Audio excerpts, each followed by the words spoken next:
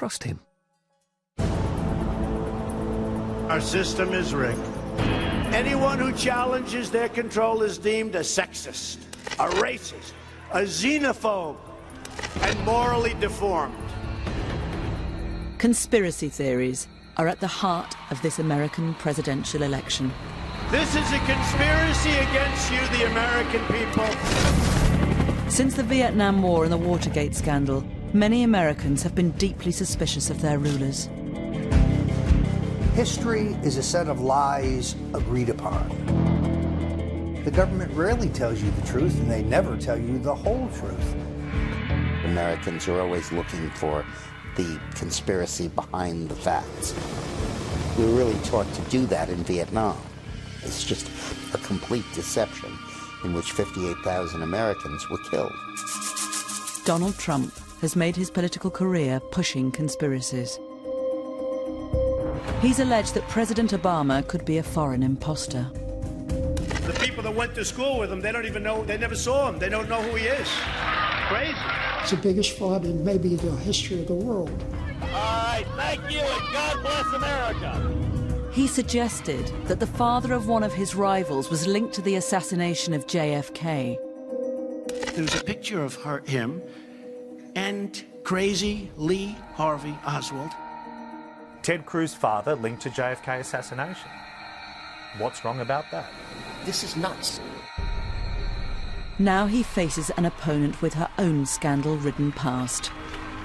You delete 33,000 emails. Her instincts are to cover up, and the laws are for the little people. Not to mention the sins of her husband. I did not have sexual relations with that woman. Extraordinary personal and bitter attacks have defined this election. She was a total enabler. She would go after these women and destroy their lives. Donald thinks belittling women makes him bigger. In the face of so many conspiracies, what can American voters really believe? One thing I can promise you this. I will always tell you the truth.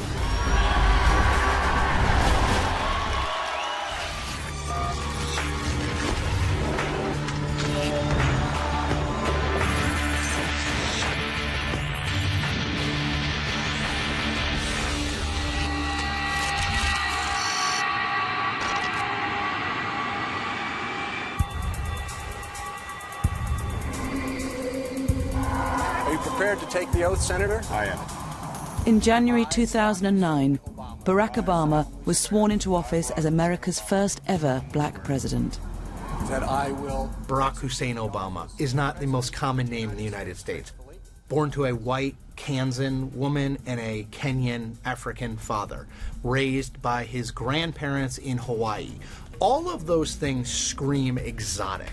Congratulations, Mr. President. Obama became the center of a conspiracy theory. The claim that he was born outside the US and was not entitled to be president. In 2011, the so-called birther conspiracy received a massive boost. Our current president came out of nowhere. The people that went to school with him, they don't even know, they never saw him. They don't know who he is. Crazy. He saw this as an opportunity, he plucked it. He used that to sort of pole vault himself into a tete-a-tete with the President of the United States. When we did polling in the spring of 2011, we saw that a great number of those people who felt that President Obama was not a real American went to Mr. Trump because he was very openly embracing this theory that legitimized it for those people.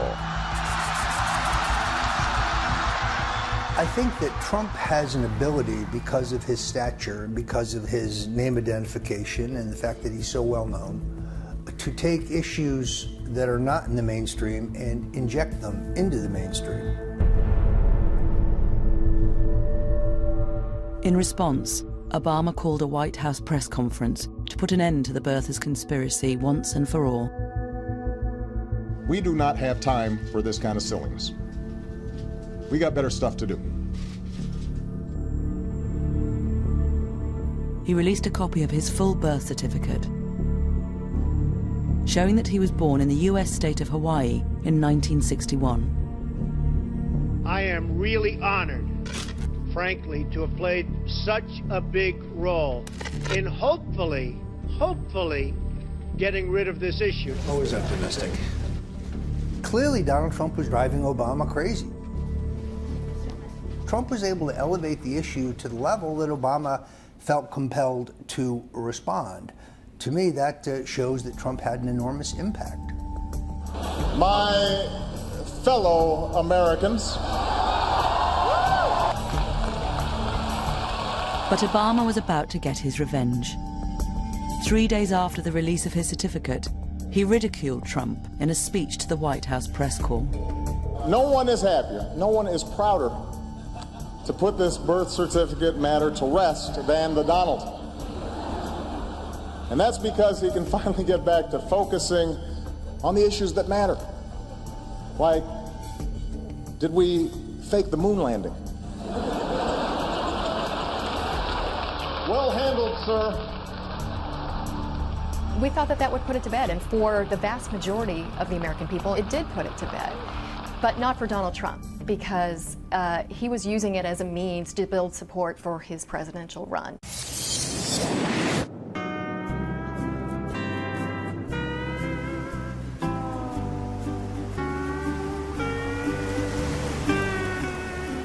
If Obama thought the release of his birth certificate would kill the conspiracy, he was about to get a shock.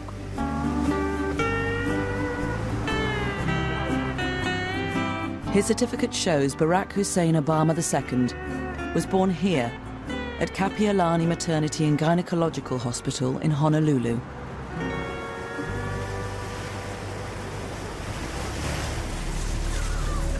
But within days, it was labelled a fake. And leading the charge was the recently humiliated property tycoon and reality TV star, Donald Trump. He is a citizen. He produced that long-form birth cert. Well, a lot of people don't agree with you, and a lot of people feel it wasn't a proper certificate. Orly Tates is a Californian dentist, originally from Moldova, and a leading light in the birther movement. She believes she found a mistake in how Obama's father's race was recorded and thinks it indicates forgery. This is so bad. It's like it's done by a retarded 5-year-old. In those years, in 1961, when they were describing races on birth certificate, they would put white, Asian, or Negro, or black. In Barack Obama's alleged birth certificate on this piece of garbage, they're saying African. Well, they didn't use the word African. This is not linguistics of 1961 that was created today using the wording of today.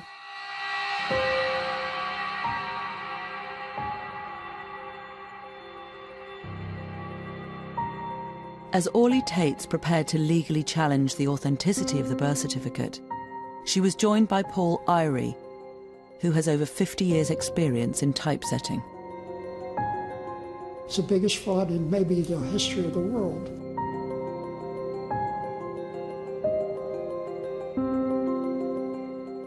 He says there is evidence that the certificate was forged on a computer. Here, black letters are printed on paper that is solid green. But around the letters are white, halo-like outlines. White on a back document that is printed on the green paper? How does the green go away? It can't. We see white, and the printer doesn't print white. White can't show up on that document. And that is proof by itself, beyond a question. Numerous legal challenges over the birth certificate have all been thrown out. But the birthers are not giving up. I've been accused of being wacko. I don't present evidence to people that's a lie. I concoct it. Look, I'm a Christian. I don't lie. I'm known for that. Donald Trump claimed he was so concerned that he was also investigating Obama's birth certificate.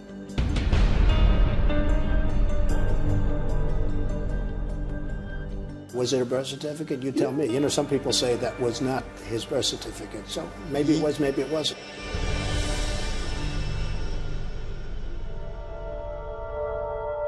So just how credible is the evidence that the certificate is a fake? Ivan Zatkovich is a court-recognized technology witness who has forensically examined the halo effect. He separated the digital file released by the White House into 9 different layers. From this, he deduced it was a scan of the original birth certificate, produced using OCR, an optical character recognition program. One of the things that OCR software does to enhance the edges is to create contrast enhancement. Contrast enhancement has multiple effects. It will make the black text blacker. It will make the background slightly lighter, sometimes causing what's called a halo effect. Purely based on the evidence of that PDF itself, I would be probably 80 to 95% confident that the layers were produced by simple contrast enhancement and OCR. The theories of the forgeries are easy to disprove. President Obama is the least transparent president in the history of this country. If he gives his passport applications and records, I will give to a charity of his choice a check immediately for $5 million. It doesn't matter whether you're black or white or Hispanic or Asian. Obama didn't take Trump up on his offer and went on to get re-elected in 2012. Gay or straight, you can make it here in America if you're willing to try.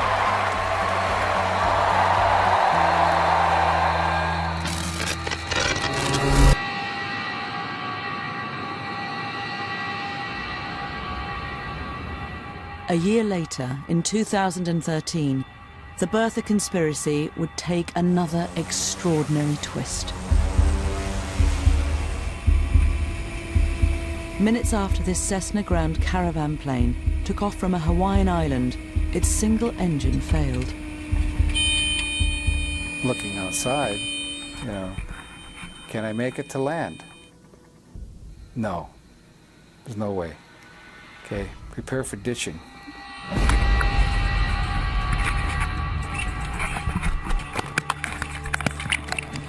All 8 passengers and the pilot struggled to stay afloat for almost 2 hours before rescue.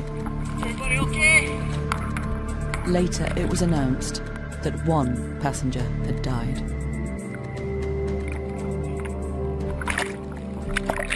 Loretta Fuddy was the Hawaiian health official who had authenticated Barack Obama's birth certificate.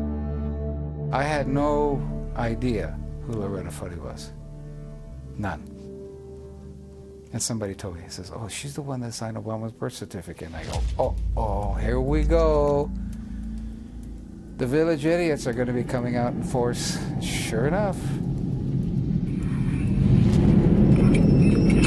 Shortly after Donald Trump heard the news, he took to Twitter and wrote, "How amazing. The state health director who verified copies of Obama's birth certificate died in plane crash today. All others lived." The director of health who had the birth certificate died today and everybody else lived. What does that mean? Neil Abercrombie appointed Loretta Fuddy while he was the governor of Hawaii.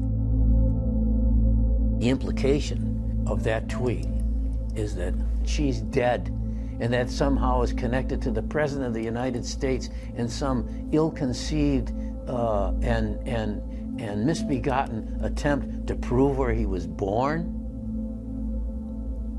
That is it goes beyond an individual sickness.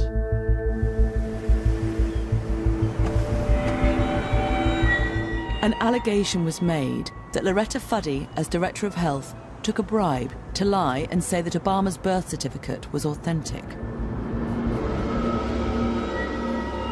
Bertha Doug Voigt, claims he found evidence in her financial records that her debts were being paid off at a rate exceeding her official income. If she paid off $70,000 worth of debt with lowered mortgage and credit card stuff, then where'd the extra money come from? She's short at least $50,000. That's the whole point. You're buying the forgery. You got to pay people off. In my opinion, they did.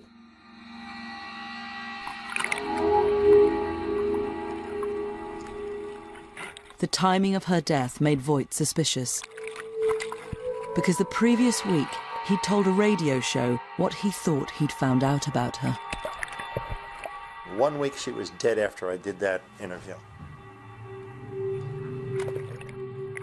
The last person on earth who would be involved in such a sordid affair, like taking money to forge a birth certificate, would be Loretta Fuddy.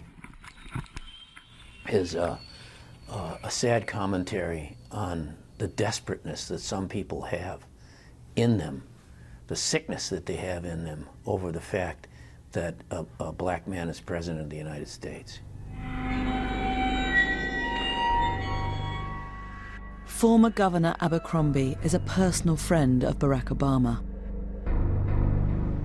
Voight believes that Abercrombie masterminded the whole deception, and it was he who involved Loretta Fuddy in the plot. By bumping her off, they don't have that link to Abercrombie and the president. The big guys who paid for this conspiracy, they start killing off everybody below them who gets close, who could lead to them. That's what usually happens. That's what plausible deniability is all about.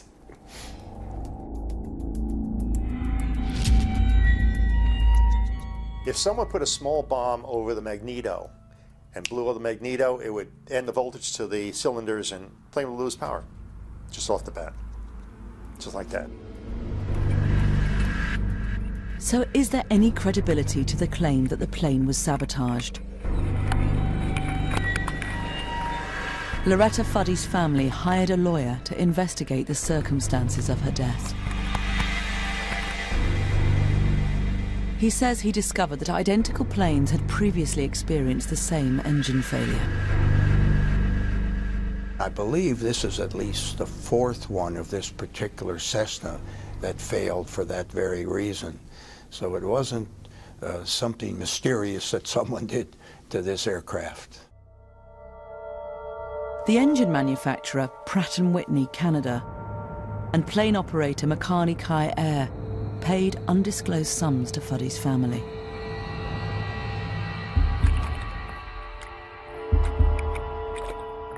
Fuddy's autopsy revealed the cause of death was heart failure, as she struggled to stay afloat in the water. Her family's lawyer found no evidence of suspicious payments in her accounts. But these facts are not enough to persuade the most committed birthers.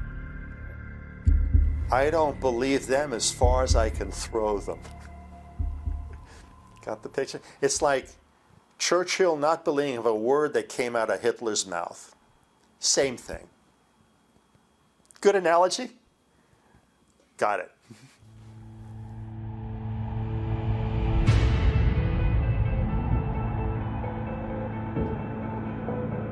Donald Trump's championing of the birther conspiracy seems to have had a dramatic impact.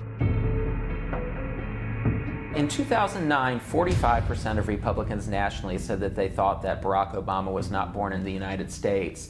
Now, after Donald Trump has given this issue so much attention over the years, and his surrogates have, that number's up over 60%.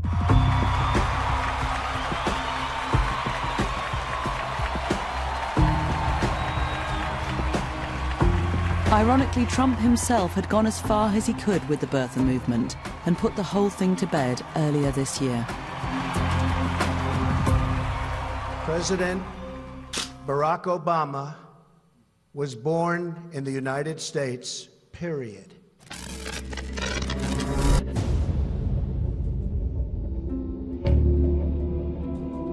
One event, more than any other in recent American history, has become a fertile breeding ground for conspiracy theories.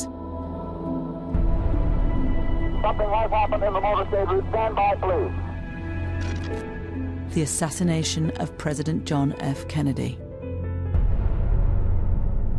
The official investigation ruled that Lee Harvey Oswald was the killer, acting on his own.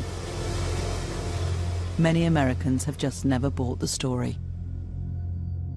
Mainstream media has concealed a lot of facts about American history. Things are never exactly the way the government tells them. Even 71% of the people in America today don't believe Lee Harvey Oswald acted alone. And it's this belief that Donald Trump would exploit on his next step towards the White House. In June 2015, he finally announced he was standing to be the Republican nominee for the presidency. I am officially running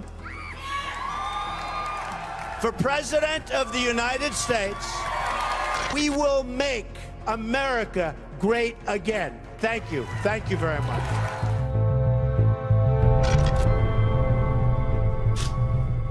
Trump's biggest challenger was Senator Ted Cruz from Texas. An evangelical Christian, an arch-conservative, Cruz traded on his honesty and integrity. Do we support a campaign that is based on yelling and screaming and cursing and insults? Or do we support a campaign that is a positive, optimistic, forward-looking, conservative campaign? We have lying Ted Cruz. I have to be honest. These people that I'm dealing with are the worst people. He called Ted Cruz Lion Ted, said he puts his hand on the Bible, takes it off, and then he lies and lies and lies. And oh my gosh, that was Ted Cruz. That is, I don't care about rough tactics. I don't like liars.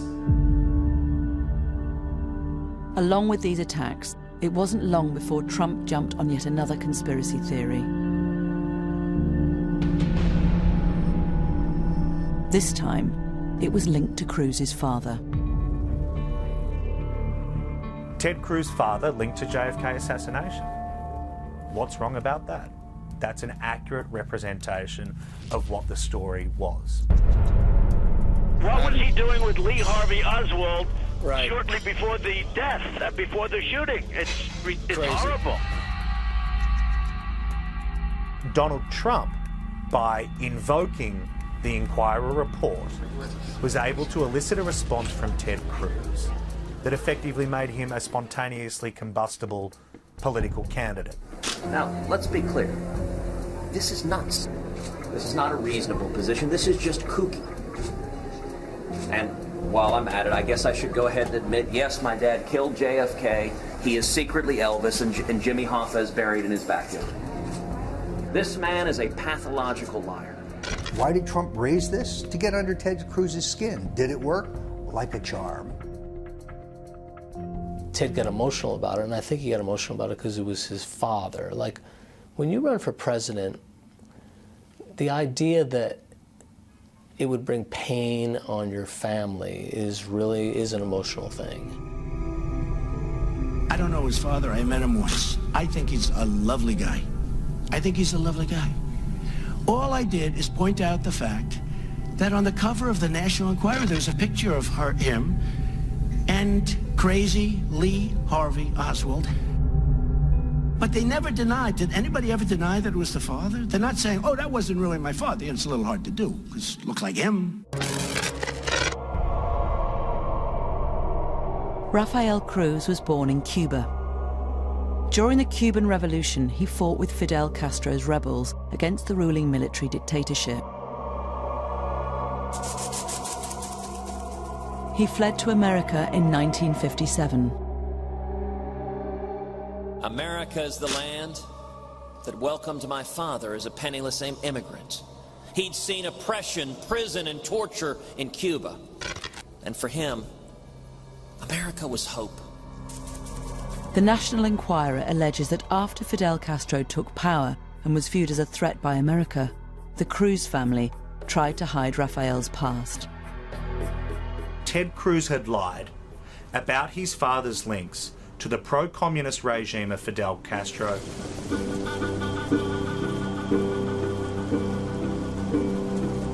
It was investigative journalist Wayne Madsen who first looked into Rafael Cruz's background in detail.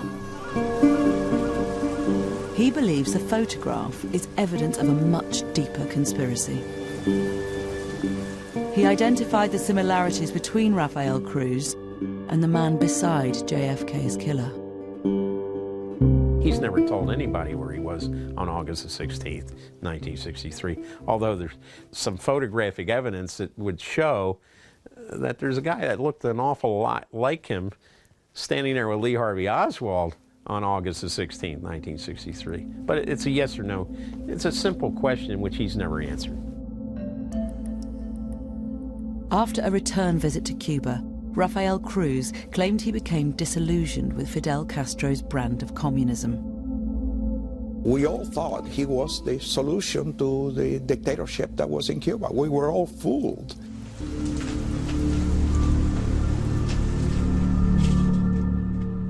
Madsen believes the CIA then recruited Rafael Cruz to spy on other Cubans in the southern states, suspected of being communists. But Madsen goes even further. He also believes Lee Harvey Oswald was recruited and set up a bogus branch of the pro-Castro organization Fair Play for Cuba as a front for the CIA operation. In the intelligence business, that's called a flypaper operation. This was a CIA ploy. Let's see who we can trust in the Cuban community that came to the United States and who we can't trust. In this footage, Oswald is handing out Fair Play for Cuba leaflets with a man Madsen believes is his CIA partner, Rafael Cruz. I think that was him, standing there with Oswald. Madsen also claims Rafael Cruz fled the country rather than face an investigation. I believe Rafael Cruz in 1967, when the New Orleans district attorney was going full steam ahead with this investigation of the Kennedy assassination, that Rafael Cruz, in order not to be called as a witness by the New Orleans district attorney, used his connections in the oil industry to leave for Calgary. Rafael Cruz denies he was in New Orleans at the time and has called the claims ludicrous. And Madsen has never had his story published by serious journalistic publications. One thing about the tabloids is, well, maybe the person who reads the Wall Street Journal and the New York Times isn't seeing this, but God, all those ladies that are checking out through the supermarket lane at their local store will certainly see it.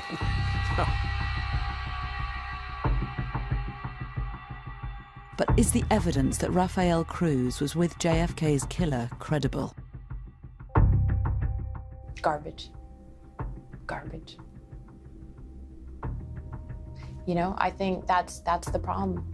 It's easy to throw garbage into the middle of our national political conversation now in a way that it never was before.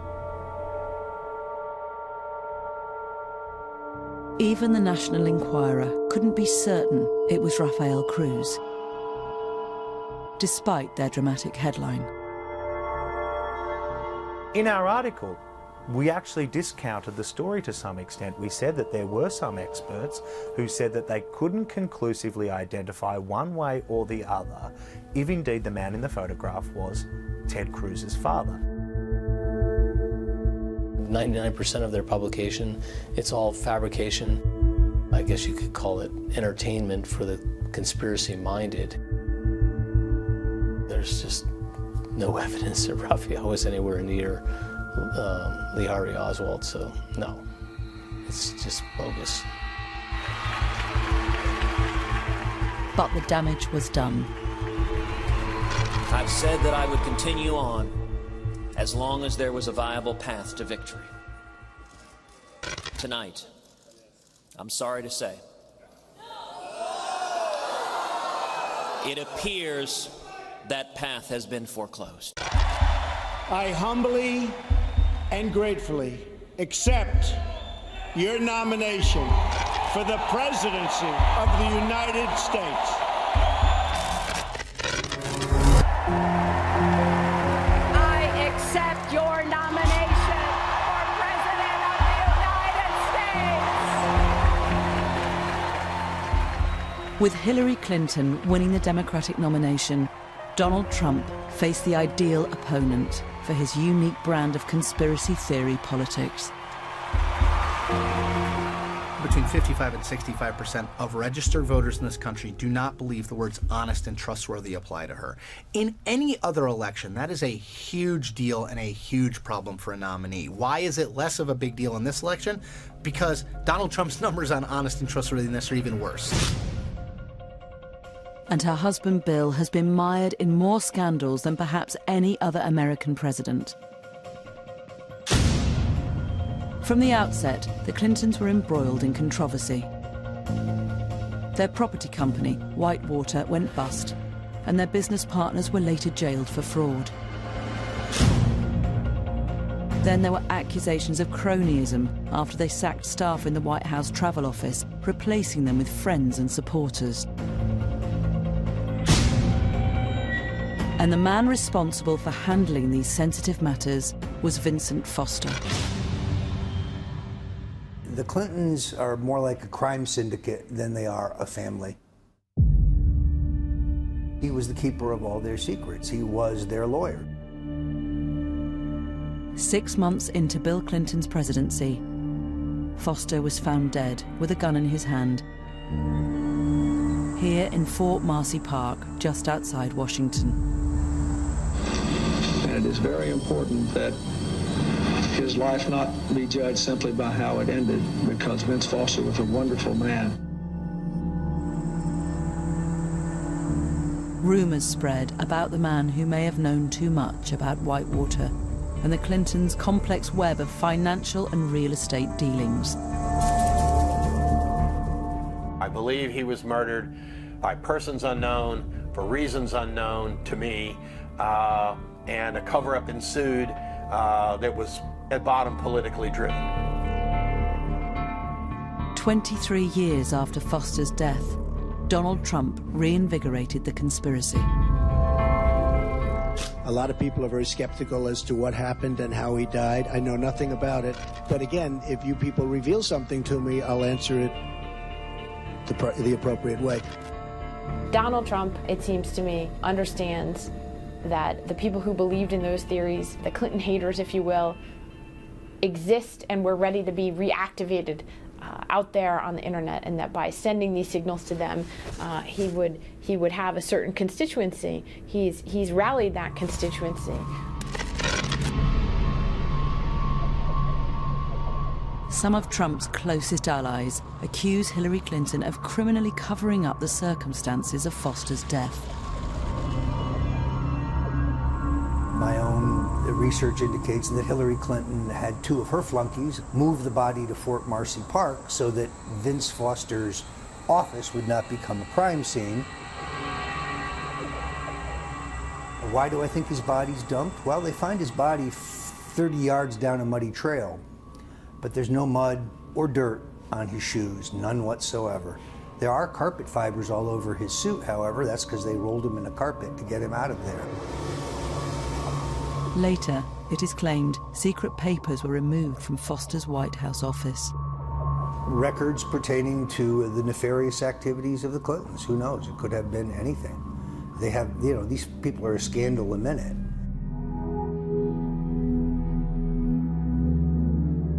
This suicide note has been the source of many claims that Foster's death is suspicious. I agree with Donald Trump when he claimed that he believes this to be fishy. This note is fishy, and it does stink to the high heaven. Confusion exists about exactly how it was found. A police team searched Foster's office 2 days after he was found dead. White House lawyer Bernard Nussbaum says he searched Foster's briefcase and told a police officer there was nothing in it. He definitely indicated that the briefcase was empty, and then again spread the opening wide and looked in it a second time. 3 days later, the note was found by a White House staff member in the same briefcase, torn into 27 pieces, despite Nussbaum's claim that it had been empty. If the note had been in the bottom of that briefcase, he would have seen it.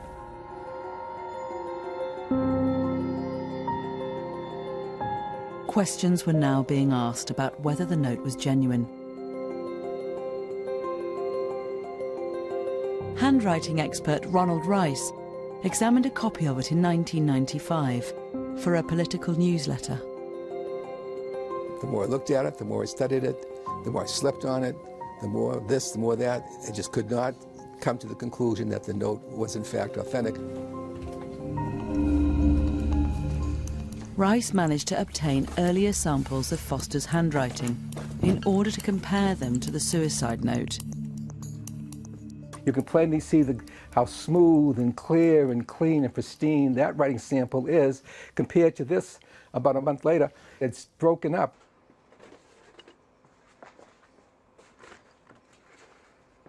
We have two words which read Clinton, Clintons, plural.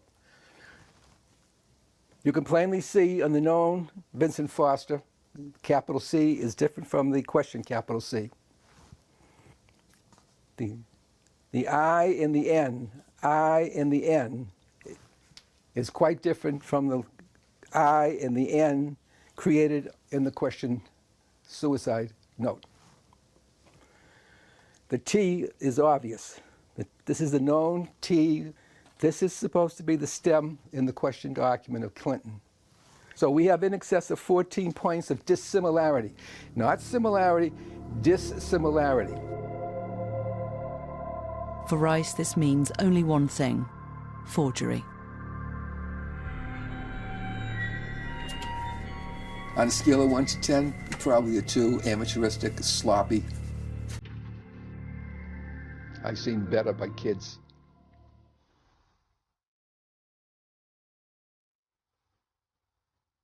So, was there a conspiracy to make Foster's death look like a suicide? Official investigations found that Foster shot himself in the mouth, resulting in an exit wound in the back of his head, a clear indication of suicide.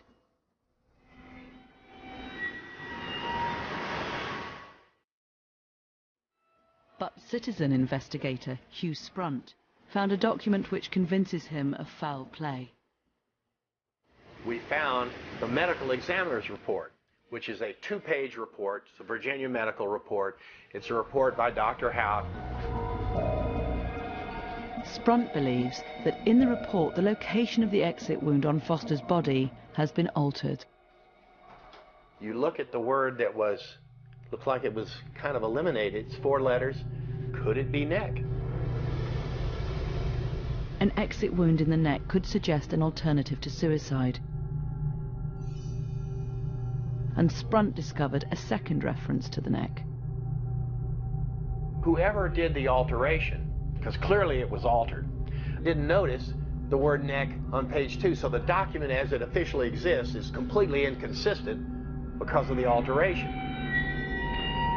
I believe he came to grief elsewhere. I believe, in fact, he was murdered elsewhere.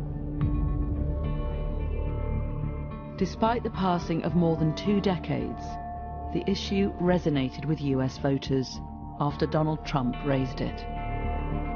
In a poll we did shortly after that, we found that 50% of Trump voters had thought that Hillary Clinton had something to do with killing Vince Foster, and that's truly something that's unprecedented in American history. We've been divided over the years, but you usually don't have a situation where supporters of one candidate hate the other candidate so much that they think that that woman might be a murderer.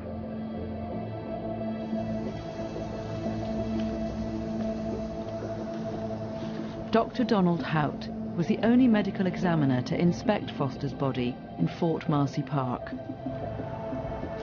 This is the first time he has returned to the scene since that day in 1993. There's one of the cannons.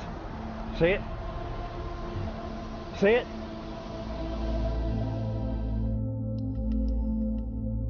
We showed him his medical report, which Hugh Sprunt had found, and asked why there was a reference to a neck wound. He says it is a record of what police initially told him before he examined the body. That was what was reported to me, but not what I saw. That was what was reported to me, but that, in my opinion, was incorrect. I observed no neck wound. Dr. Hout also rejects conspiracy theories that Foster did not die in the park, or that there was foul play. Donald Trump said that the outcome was rather fishy or uncertain, but there was no uncertainty about it whatsoever at all. Without question, he killed himself. Yes, without question.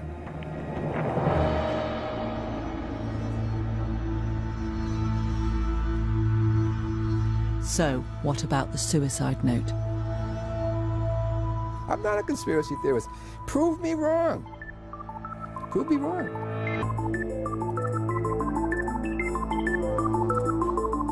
We asked another handwriting examiner to compare the same samples of Vincent Foster's earlier handwriting with the suicide note.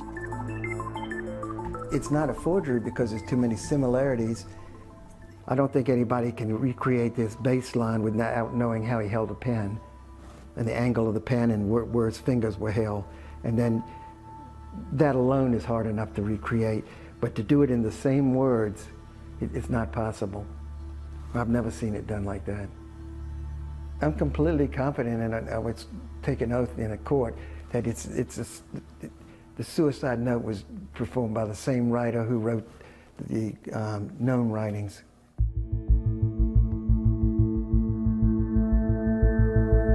At least 5 official investigations have found that Foster's death was suicide. I remember very clearly the day he committed suicide. We all knew him. It was an awful, tragic day. The president gathered us to talk to us about it. They were clearly devastated. I think he was just a deeply troubled man who felt he'd let the White House down, and you know, with tragic consequences. It's as simple as that. And it's a tragedy, and you know, conspiracy theorists often have zero basis in fact, and this is one of them.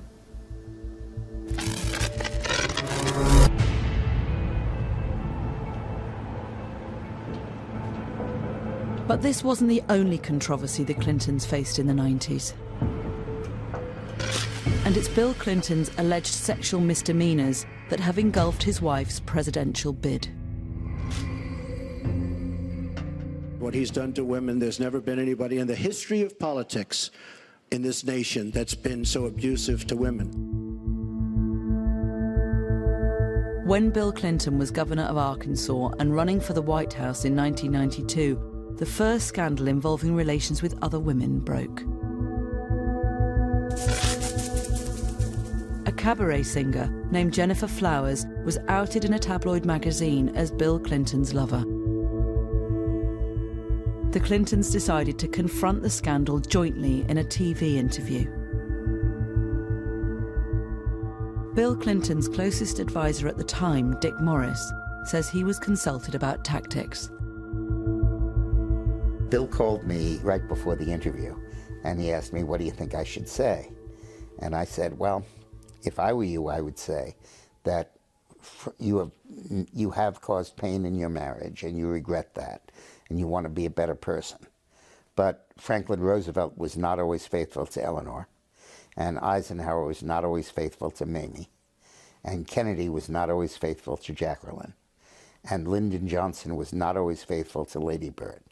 And I prayed that I could be half as good a president as they were. And he said over the phone, he said, oh man, that's good, but if I said that, I'd have to find a new place to live. Now, I'm not sitting here as some little woman standing by my man like Tammy Wynette.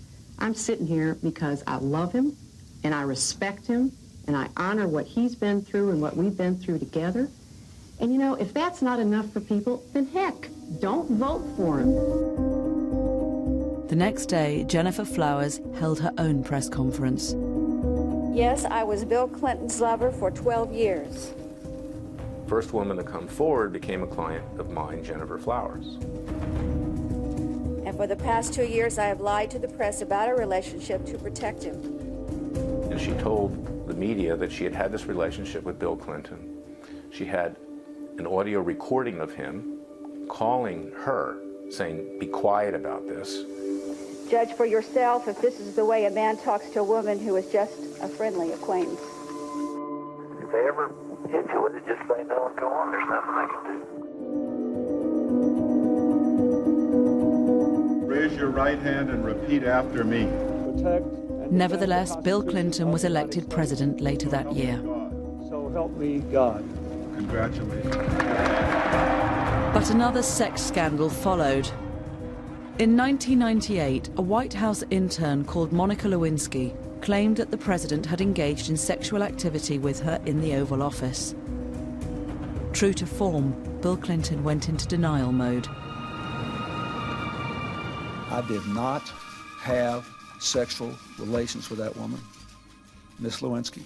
It took us a year to prove that the conspiracy theories about Bill Clinton and Monica Lewinsky were true. Luckily, she kept the dress. But you have to prove the scandals of Democrats with DNA. Indeed, I did have a relationship with Miss Lewinsky that was not appropriate. Other women came forward to allege affairs with Bill Clinton. But allegations were also circulating that Hilary Clinton had enabled her husband's behavior by trying to silence women who came forward. This is Hillary's modus operandi. It's not that she's an enabler. She's, frankly, a criminal that tries to obstruct justice and keep people from talking. One of Bill Clinton's closest advisors at the time, Dick Morris, claims he was told about what was going on. Bill's chief of staff and Hillary's close friend sat down with Bill and got a list of all of the women he was involved with. And she told me it was certainly more than a dozen. And she hired detectives to dig up dirt on each of these women. And then went to the women and said, if this comes out, we're going to say this and this and this about you. Your abortion, your previous divorce, your bankruptcies, your student loans, your cheating, your shoplifting, what have you. And they dug up that dirt to intimidate the women into silence. While the Clinton camp denies these allegations and dismisses them as conspiracy theories, Donald Trump has pushed them relentlessly. And she was a total enabler. She would go after these women and destroy their lives. Hillary hurt many women, the women that he abused. Trying to make it like Hillary was somehow in any way condoning of this behavior is just reprehensible and disgusting, and I don't think it's going to work.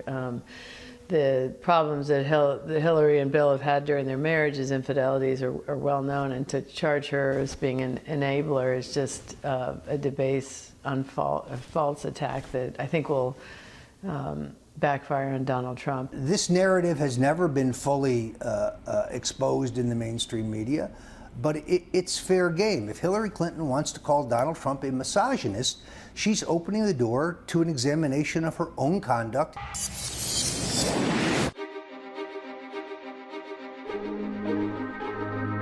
The scandals surrounding Hillary Clinton can sometimes seem endless.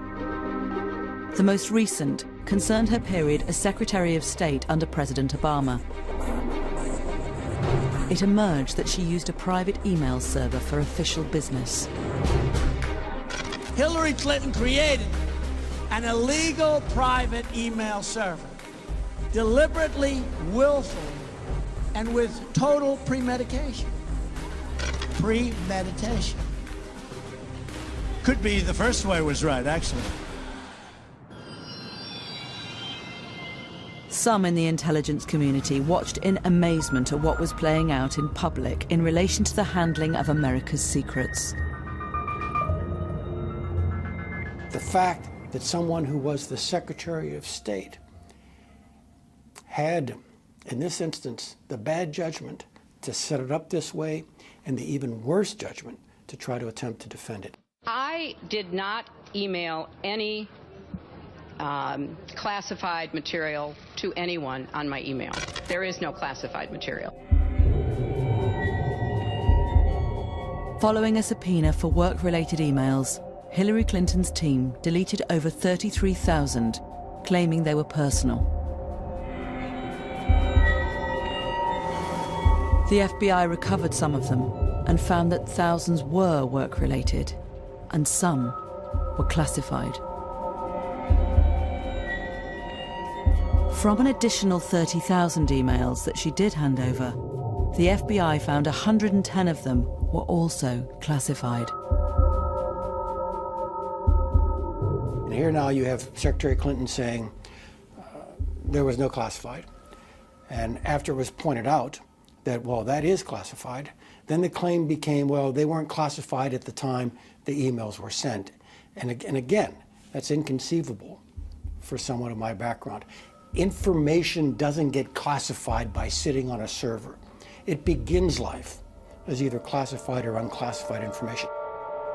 It's either criminal or it's incompetent. It's one or the other. And neither's acceptable to be president.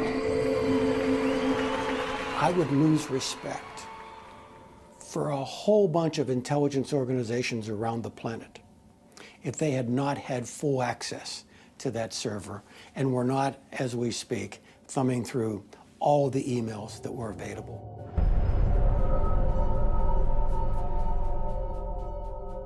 At the end of the original year-long investigation, the FBI said it would not prosecute Clinton, despite some damning revelations. There is evidence that they were extremely careless in their handling of very sensitive, highly classified information. We found no evidence that any of the additional work-related emails were intentionally deleted in an effort to conceal them in some way. There has never been anything like this where emails and you get a subpoena, and after getting the subpoena, you delete 33,000 emails. It's just awfully good that someone with the temperament of Donald Trump is not in charge of the law in our country. Because you'd be in jail. In a democratic republic, we have laws that govern the use of government computers and making sure that the public has a record of what you're doing in office. And she didn't want the public to have that record. Donald Trump is trying to desperately find anything that he can put out there to cause doubt in Hillary's honesty and integrity, and so he's going to keep harping on this, drip, drip, drip, with no basis for really any investigations or criminal activity, but he's grasping at straws because he can't run on anything other than fear and conspiracy theories.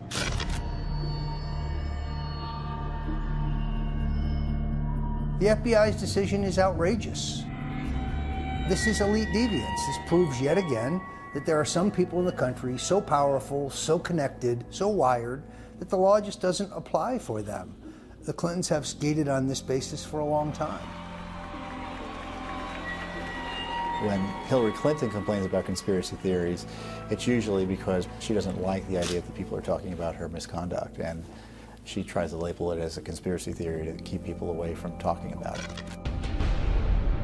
Mrs. Clinton has a record of corruption. That's not a conspiracy theory. But just 11 days before the election, the FBI announced it was reopening the investigation.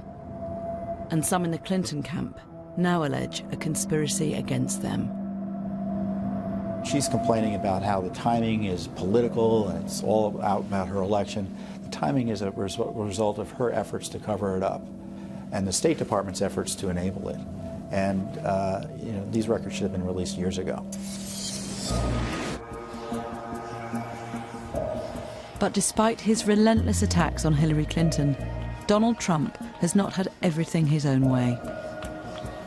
An increasingly hostile media has dug up a huge amount of dirt on him.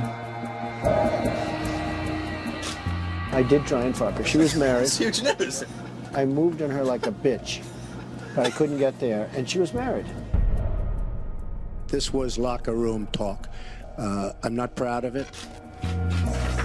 Since the recording was leaked, more than 10 women have publicly accused Donald Trump of sexual assault. But according to Trump, he himself has now become the victim of a conspiracy. These attacks are orchestrated by the Clintons and their media allies. The only thing Hillary Clinton has going for herself is the press. Without the press, she is absolutely zero. The media, they need to say something other than racist Hitler, in order to attack Donald Trump. But, oh, Hillary, isn't she great? She's a girl doing all this. It's amazing. It's amazing. She's doing it backwards and in heels. And our system is rigged. Anyone in control is deemed a sexist, a racist, a xenophobe, and morally deformed.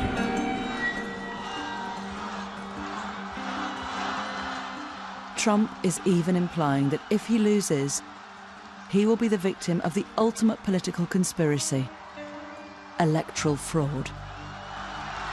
I hear these horror shows, and we have to make sure that this election is not stolen from us and is not taken away from us. What he's doing is creating a set of circumstances. Elections rigged, the media is against me, these polls are, leading people astray. That allows him on November 9th, if he does lose, to say, well, of course, I lost. I will totally accept the results of this great and historic presidential election if I win. Trump supporters argue he speaks for many millions of Americans who feel failed by a corrupt political establishment. Donald Trump is no conspiracy theorist. He's no wacko. He represents a fundamental force that's sweeping the United States. I take all of these slings and arrows gladly for you.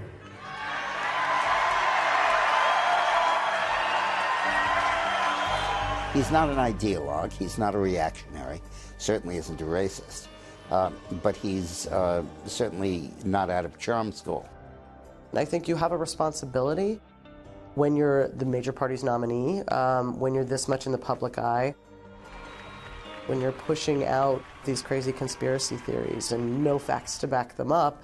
That's dangerous. Let's be very clear.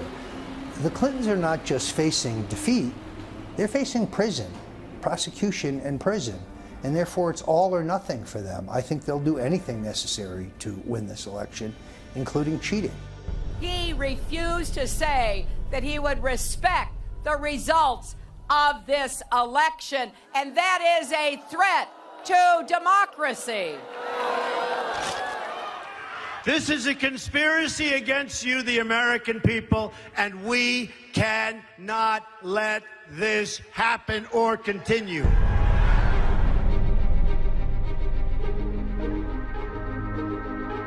Panorama meets some of those who fear what Trump as president would mean for them, available on BBC iPlayer, and who will be supporting Donald. Radio 4 meets the unswayables, Trump's loyal army, available online. Now, had you been watching BBC One, you'd have seen Lord Sugar fire another candidate. Perhaps tonight was a surprise. You're fired next.